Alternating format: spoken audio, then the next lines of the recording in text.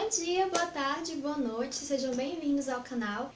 E no vídeo de hoje, então, nós vamos falar sobre a segunda crônica desta maravilha, desta delicinha chamada As Crônicas de Nárnia. Gente, tá sendo tão gratificante pra mim ler esse livro, tô tipo assim, muito soft, sabe? E nossa, eu tava esperando muito chegar nessa crônica justamente por conta de ser a mesma que foi lançado o primeiro filme, não é mesmo? E eu queria muito ver as semelhanças, as diferenças, sabe? De antemão digo que tá muito parecido, muito fiel, mas também não é assunto para agora, mais tarde a gente fala um pouco mais sobre isso. De antemão vamos nos ater somente à crônica e, gente, que delícia, que maravilha! Ler Nárnia é simplesmente uma gratificação. Sério, Nárnia leva você a um mundo que te encanta, te fascina de todas as formas possíveis, sabe? E é muito maravilhoso. E assim, eu pude perceber em algumas passagens coisas que eu não me atentava, ou então coisas que eu nem me lembrava. Então foi muito bom ter relido essa segunda crônica, certo? Convido vocês a participarem do projeto, quem ainda não está participando. Quem não sabe do que eu estou falando, eu vou deixar o link aqui para vocês, certo? Tanto nos cards quanto na descrição do vídeo, explicando melhor o projeto, como as coisas vão se dar, tá bem? E, mais uma vez, ainda dá tempo de você se juntar a gente no projeto, certo? Estamos na segunda crônica, que por sinal se chama O Leão, a Feiticeira e o Guarda-Roupa, certo? E eu aconselho que, se vocês não tiverem visto o primeiro vídeo, não assistam esse, certo? A não ser que vocês já tenham visto o filme, então pode assistir sem nenhum problema. E lembrando mais uma vez que todos os vídeos têm spoiler, certo? Então, se você ainda não leu, pausa o vídeo, lê a crônica, que elas são bem curtinhas, certo? Essa segunda crônica eu ainda acho que é menor do que a primeira, e aí depois você volta então e assiste o vídeo, tá certo? Então, cuidado, alerta, spoiler, tá certo? Bem, falando então agora da história, a história conta então a saga dos 4 irmãos que a gente vê no filme, o Pedro, a Susana, o Edmundo e a Lúcia, certo? Essa ordem que eu falei são do mais velho para a mais nova, tá certo? Eles vão sair de casa, então eles vão para uma casa de campo, por conta que a cidade onde eles moram está sendo bombardeada por conta da guerra. Creio eu que seja a Segunda Guerra Mundial, certo? Eu não tenho certeza, porque no livro não fala isso, certo? No livro não fala qual é a guerra que está acontecendo, se é a primeira ou se é a segunda. Mas fala então que eles tiveram que sair de Londres por conta que ela estava sendo bombardeada, e aí então eles vão para essa casa de campo, onde mora esse professor, que, como eu já falei para vocês no primeiro vídeo com relação à primeira crônica, é então o Diggory Kirke, né, que é aquele senhorzinho que aparece no filme. Chegando lá na casa, o filme aparenta que eles não estão muito confortáveis, sendo que aqui no livro mostra, né, na crônica mostra, que eles foram muito bem recebidos, muito bem acolhidos, que eles se sentem como se fossem em casa e eles gostam muito lá de onde eles estão. Então isso é um pouco discrepante, mas ainda assim não deixa de dar qualidade ao filme, certo? E, bom, mas nos atentando à crônica, então eles começam a explorar a casa num dia de chuva, porque eles não podem sair para o campo. E aí então a Lúcia descobre o guarda-roupa misterioso, que é justamente o guarda-roupa que dá o nome à crônica, né? E aí então ela entra nesse guarda-roupa, deixando a porta aberta, né, para poder ver a luz da sala, né, e não ficar presa lá dentro do guarda-roupa. E ela vai indo até o final, sem perceber, aliás, percebendo que não tinha final naquele guarda-roupa. E aí então ela toca em algo duro, né, e gelado, e ela sente algo macio nos pés. E ela percebe então que ela está pisando em neve e que ela chegou então no bosque, onde tem aquele poste de luz lá, ou seja, ela chegou em Nárnia. Antes de continuar, falando um pouco da personalidade dos 4 irmãos, né? A personalidade deles é basicamente aquela que se encontra no filme. O Pedro, o mais velho, né, que tem aquele ar mais autoritário, mas ainda assim ele é justo, ele quer dar crédito aos irmãos, ele quer ajudar os irmãos e ele tem uma certa rixa com o Edmundo, né, que é o terceiro filho. Então, depois temos a Susana, que é a segunda mais velha. Ela tem, como eu posso dizer, ela é do tipo mais pensativa, ela pesa mais as coisas antes de tomar as atitudes. Ela, então, é a mais centrada, digamos assim. E, na minha opinião, ela é a mais centrada, apesar de ela ser um pouco temerosa também. O Edmundo, então, é aquele mal-humorado, carrancudo, tem muito ódio do Pedro, a gente percebe muito aqui no livro. ele tem muito ódio, talvez pelo Pedro ser o mais velho, né? E ele queria ser o mais velho. E ele tem essa rixa com os irmãos e ele adora zombar da Lúcia por conta de ser mais velho do que ela, apesar de ser um ano mais velho só do que ela, mas ele adora criticar ela, ser o do contra, né, a ovelha negra da família.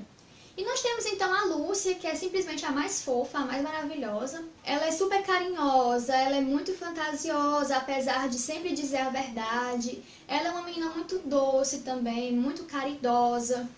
E, como eu falei, essas personalidades estão muito bem retratadas no filme e a escolha dos também foi muito boa. Uma coisa que não fica clara aqui no livro é a idade exata dos irmãos, mas eu acho que eles têm exatamente a idade que os personagens aparentam ter, né, no filme, e é muito interessante isso porque o filme realmente foi bem fiel a essas características. Bom, então, a Lúcia, quando ela chega lá, né, em Nárnia, ela encontra então o Sr. Túminos, que é aquele fauno, e se dá toda aquela cena que a gente vê no filme. Ele convida ela para tomar chá, ele conversa com ela, conta coisas sobre Nárnia, e aí então ele toca uma música para ela. Com essa música, então, ela começa a adormecer, mas de repente ela desperta. E aí o Sr. Túminos, então, revela a ela que ele trabalha para a Feiticeira Branca, porque a Feiticeira Branca, que é a Rainha Jades, que eu comentei, então, no caso Feiticeira Jades, né, ela se autodenomina Rainha. E vocês estão vendo aqui a Melody, né? Dá oi aqui pro pessoal, amor. Enfim, essa é a Melody, gente, é a minha cachorrinha, certo? Ela tem 5 anos e é a minha bebezinha. Voltando a falar da história, a Rainha Jades, ela se autodenomina rainha, certo? Ela é uma feiticeira, na verdade, e ela se autoproclamou rainha de Nárnia. E ela lançou um encanto lá em Nárnia de forma lá sempre ser inverno. E o Natal nunca chega. Esse ponto é muito interessante, guardem essa informação que eu vou falar um pouco melhor disso um pouco mais na frente, certo? Bom, e aí então o Sr. Túminos arrependido, né, ele ajuda a Lúcia a voltar para casa e aí a fugir da Feiticeira Branca, só que sempre com muito medo, porque lá existiam diversos espiões da feiticeira, inclusive as próprias árvores poderiam sussurrar para a rainha o que estava acontecendo. E aí então a Lúcia volta para casa achando que todo mundo estava preocupado com ela, porque na verdade em Nárnia ela passou muitas horas lá em Nárnia, sendo que quando ela chega aqui ainda estava no mesmo horário, certo? Na mesma circunstância na qual ela saiu. Então ela percebe que existe essa diferença, né, de tempo entre Nárnia e o nosso mundo. E aí então ela conta para os irmãos o que aconteceu, né, quem ela conheceu, onde ela foi. Os irmãos vão até o guarda-roupa, percebem que o guarda-roupa está só mesmo com os casacos de pele que ele abriga, que ele tem o fundo, e acham que ela está mentindo, que ela inventou a história. E aí então a Lúcia, ela fica muito triste porque os irmãos dela não acreditaram nela, mas ainda assim ela ficou, como é que eu posso dizer? Ela não ficou se culpando e nem achando que ela estava ficando louca. Ela tinha certeza do que aconteceu e ela achava que iria voltar para Nárnia e ela tinha essa certeza, então ela se consolou com aquilo. Os dois irmãos mais velhos, o Pedro e a Susana, foram falar então com o Diggory, né, que era o professor lá, dono da casa. Foram falar com ele então sobre esse comportamento da Lúcia, né, que achavam que ela estava ficando louca. E o professor então alertou a eles que ela poderia muito bem estar falando a verdade. E por que ele falou isso também? Porque o Edmundo, ele uma vez seguindo a Lúcia, ele entrou lá no guarda-roupa e aí ele descobriu Nárnia também. A muito contragosto, ele admitiu para si mesmo, né, que a Lúcia tinha falado a verdade e tentou encontrar a Lúcia lá onde ele estava. Só que aí, nesse meio tempo, a rainha Jade chega no seu trenó e aí ele conhece a rainha. E uma coisa curiosa, que eu acho que no filme não retrata muito bem, mas na história a gente percebe, que ele não ficou totalmente encantado pela rainha. Ele ficou encantado por conta da beleza dela, da altura dela, aquela coisa toda. Mas ele não se apaixonou por ela, como ele parece no filme. Ele teve muito medo dela, ainda mais porque ela tinha uma aparência até meio horrenda, então ele ficou espantado, ficou temendo por sua vida, ele não queria entrar no trenó dela. Só que aí ela conquistou ele pela barriga, né? Porque ela deu um manjar turco pra ele, né, comer, e deu uma bebida quente também pra ele se aquecer no frio.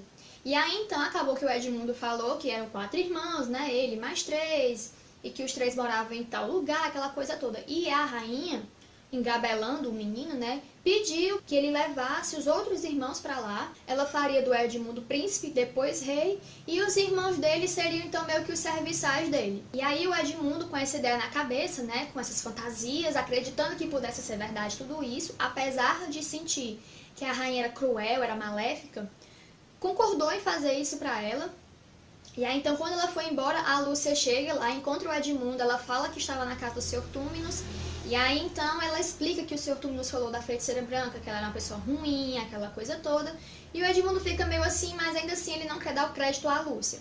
Quando eles voltam então, a Lúcia chega lá eufórica contando para os irmãos mais velhos que o Edmundo também estava lá, e o Edmundo então resolve humilhar a Lúcia, zombar dela, dizendo que eles tinham inventado toda aquela história, que ela era uma criança, que ela não sabia até que ponto poderia dizer a verdade ou não, e ela saiu muito triste, chorando, como passa no filme também. E é aí então que, como eu falei, a Susana e o Pedro vão falar com o professor, e ele fala então para ver quem é que fala a verdade e quem está mentindo, para os irmãos pesarem, para poder eles tomarem a decisão correta com relação a isso. Outro dia de chuva chegou então, e aí os irmãos estavam monótonos, né, aquela coisa toda, queriam brincar também de esconde-esconde e tal. E aí a casa do professor, onde eles estavam instalados, né, estava recebendo visitas. E então eles foram se esconder, porque a governanta não gostava quando eles ficavam meio que rondando pela casa enquanto tinha visitas lá. E aí então acabou que eles entraram no guarda-roupa, Pedro e a Susana conseguiram enxergar, e eles finalmente então perceberam que a Lúcia estava falando a verdade, que eles estavam em Nárnia e que Nárnia era real. Pediram desculpas, aquela coisa toda, o Pedro ficou com raiva do Edmundo, toda aquela ceninha que a gente vê no filme também. Eles vão procurar o Sr. Túminos e chegando na casa dele, com a Lúcia guiando eles percebem que a casa estava toda revistada, toda revirada.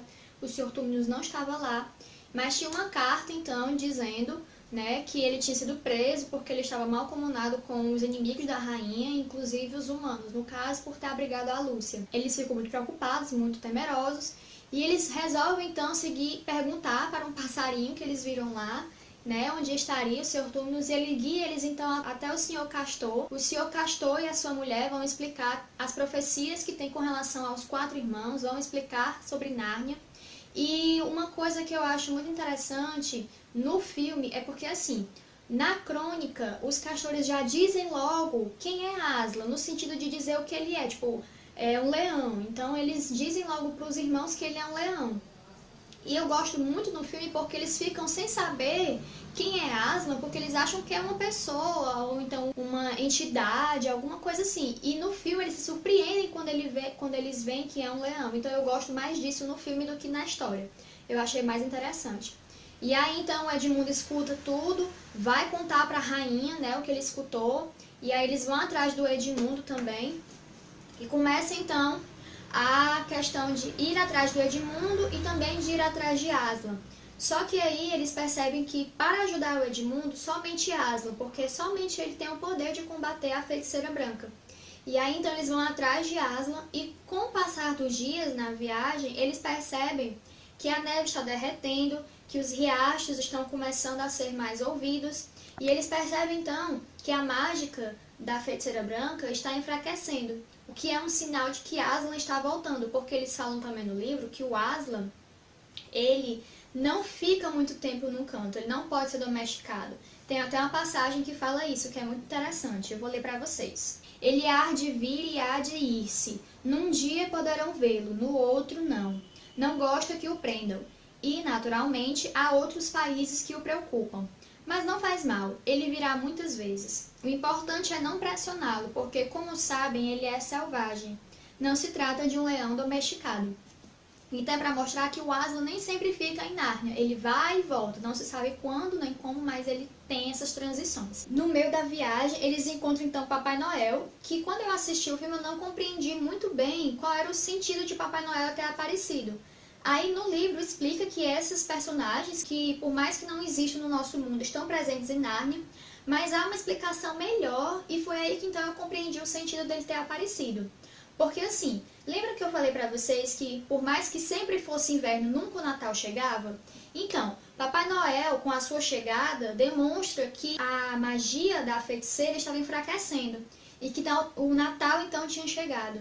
Então era mais um indício de que a feiticeira logo mais seria derrotada. O Papai Noel entrega presentes para eles, né? Para o Pedro entrega um escudo e uma espada, para a Susana entrega um arco e flecha e uma trompa, e para a Lúcia então entrega um punhal e um licor, né, um tônico que ajuda a salvar a vida das pessoas. Então eles finalmente chegam lá ao campo onde Aslan está, eles conversam com Aslan e depois de alguns acontecimentos eles então conseguem resgatar o Edmundo, e aí então chega um ponto decisivo da história, que a feiticeira clama o sangue do Edmundo, porque ela diz que por conta das magias profundas, das magias antigas, ela tem o direito pelo sangue dele, por ele ser um traidor. Então Aslan conversa com ela, faz um acordo com ela, que ninguém fica sabendo até depois de certo ponto da história. E aí então o Edmundo fica salvo. Entretanto, o acordo era justamente o Aslan se sacrificar para que o Edmundo pudesse ser salvo. E o Aslan morre, né? Ele sofre diversas humilhações, cortam a juba dele, ele é amordaçado, ele é amarrado, horrível. Uma coisa que eu esqueci de falar para vocês é que a caminho então da mesa de pedra, né, que é onde ele seria sacrificado, tanto a Lúcia quanto a Susana, percebendo que tinha uma coisa diferente no ar, foram junto com ele, né, para ele não se sentir sozinho, e ele também estava com um ar muito triste, muito cansado. E aí então elas viram tudo de longe, porque depois de um tempo eles se separaram, e aí elas então viram a morte dele, elas ficaram muito tristes e depois foram lá onde ele estava, tentaram desamarrar ele, tentaram tirar a mordaça dele, e aí então alguns ratinhos ajudaram elas a libertá-lo, e depois de um tempo, com o amanhecer, a mesa de pedra se racha, né, se quebra, e Aslan então volta à vida. Aslan explica que por conta de ele ser inocente, ter se voluntariado para morrer no lugar de um traidor, a mesa de pedra então se racharia e ele voltaria à vida. Tipo Jesus, né, que como eu falei para vocês, Nárnia tem diversas referências bíblicas.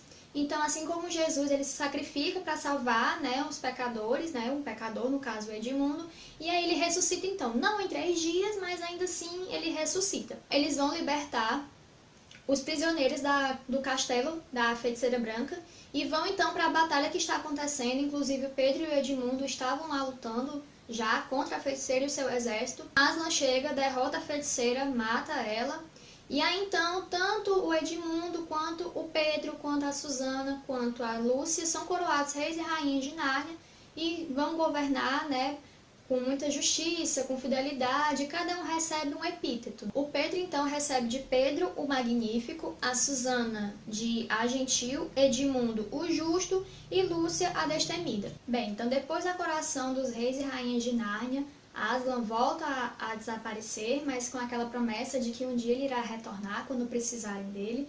Eles governam então por muitos anos, mas aí então eles vão caçar um veado branco. Os reis e rainhas de Nárnia descobrem o poste, né, aquele poste do início da história, né, que foi justamente onde a Lúcia encontrou o Sr. Túminos pela primeira vez.